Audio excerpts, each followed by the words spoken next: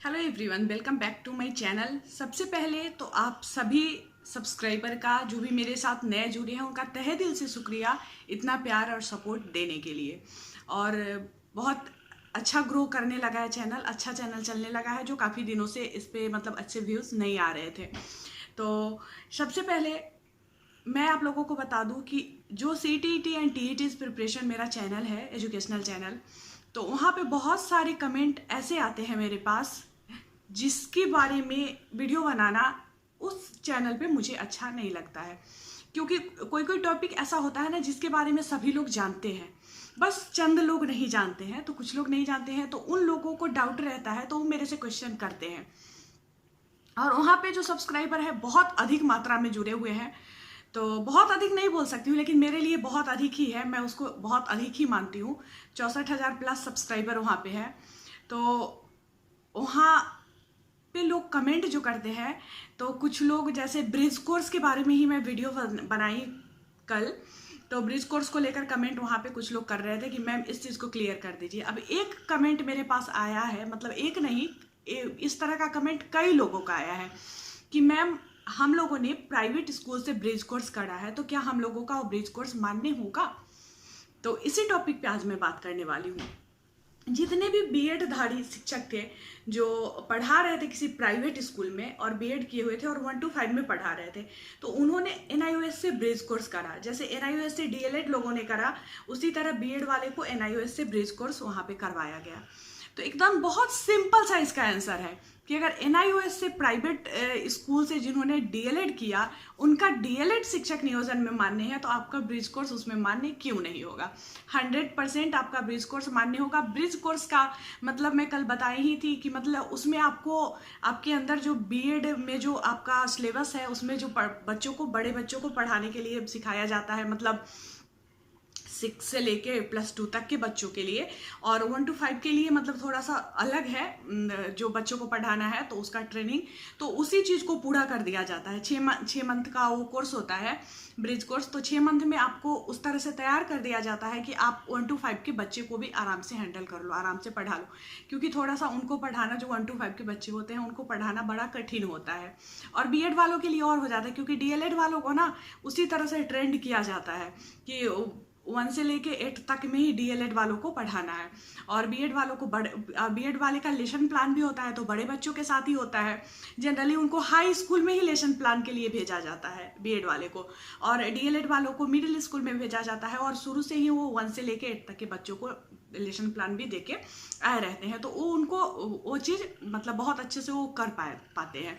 तो उसी चीज़ को इस 6 मंथ में पूरा करवा दिया जाता है ब्रिज कोर्स के माध्यम से।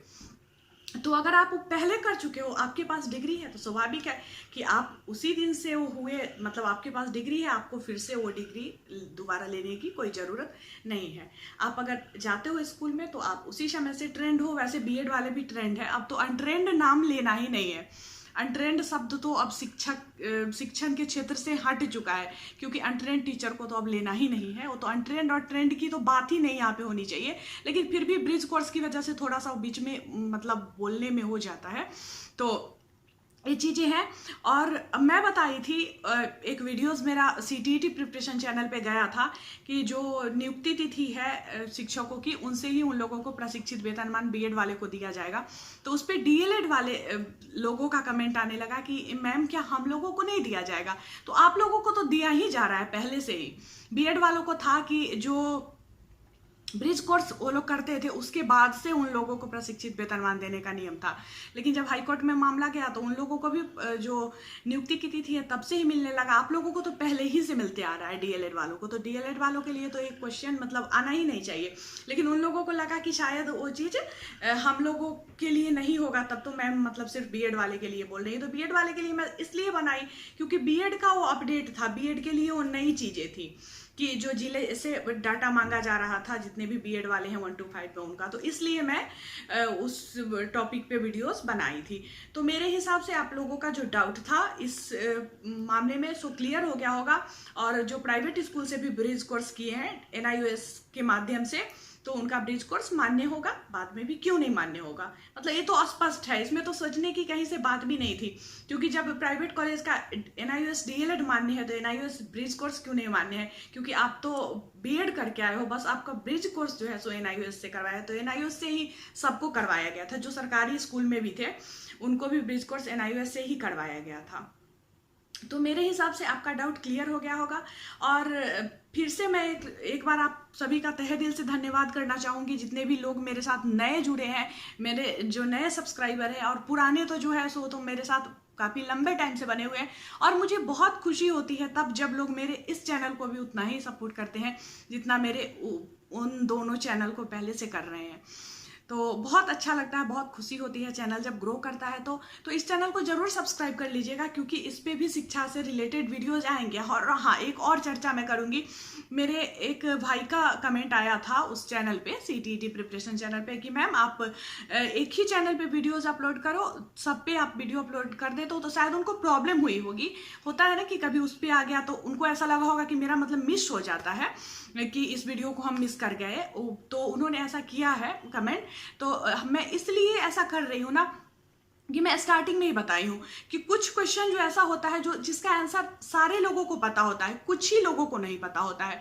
तो मैं सोचती हूँ कि उस टॉपिक पे वहाँ पे वीडियो बनाऊंगी ना तो फिर अच्छा नहीं लगेगा, क्योंकि बहुत सारा इस तरह का टॉपिक रहता है ना कि लोग सोचते हैं कि इस टॉपिक पे क्यों मैम वीडियो बना दी है, तो हम लोग जानते ही हैं, ये तो सब लोग जानता ही है। तो मैं उन लोगों के लिए जो कमेंट किए रहते हैं, और कम लोग कमेंट करते हैं उस तरह का, और उन लोगों की जो वो रहती है परेशानी, उनका मैं समाधान करना चाहती हूँ। क्योंकि मन में अगर कोई बात रहती है ना, तो मेरे अंदर भी ये चीज़ें हैं कि कोई बात मेरे मन में अगर चल रहा हो, किसी क्वेश्चन का आंसर मुझे जानना है, मुझे समझ में नहीं आते रहता है, तो मुझे बहुत बेचैनी सी होते रहती है कि शायद कोई मेरा इस क्वेश्चन का वो क्लियर कर देता कि ये चीज़ कैसे मतलब होता होगा।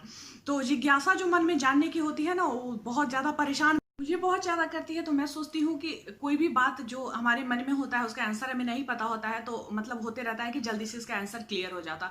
तो इसीलिए इस टॉपिक पे मैं वीडियो बनाई हूँ। और भी कोई भी डाउट, छोटी छोटी डाउट भी अगर आपके मन में किसी भी चीज़ को लेकर हो, तो आप मुझसे निसंकोच, बिना संकोच किए हुए आप मुझसे कमेंट में पूछ सकते हो। और मैं पूरा कोशिश करूँगी कि इस चैनल पे आके आपके उस सवाल का मैं जवाब दे दूँ, चाहे वो कितना ही छोटा सा सवाल आपका क्यों ना हो, कितना ही मतलब सिंपल सा सवाल जिसका आंसर आपको लगे कि मैम को पता होगा, मैम मुझे बता सकती है, तो आप मुझसे निसंकोच बिना कुछ सोचे हुए आप मुझसे कमेंट में पूछ सकते हो। और मैं आप लोगों से वादा करती हूँ कि चाहे कितना भी छोटा सा सवाल आपका क्यों ना हो, कितना भी आसान सा सवाल क्यों ना हो, अगर उसका आंसर मैं दे पाऊँ, अगर मुझे उसकी नॉलेज हो, तो मैं ज़रूर आप लोग। तो इसी के साथ मैं अपने वीडियो को समाप्त करती हूँ और मिलती हूँ फिर आप लोगों से नेक्स्ट वीडियो में एक नए टॉपिक के साथ, एक नई चर्चाओं के साथ। तो जितने भी लोग चैनल पे नए हैं, पहली बार मेरे वीडियो को देख रहे हैं, तो चैनल को सब्सक्राइब करके बेल आइकन को जरूर दबा लीजिएगा।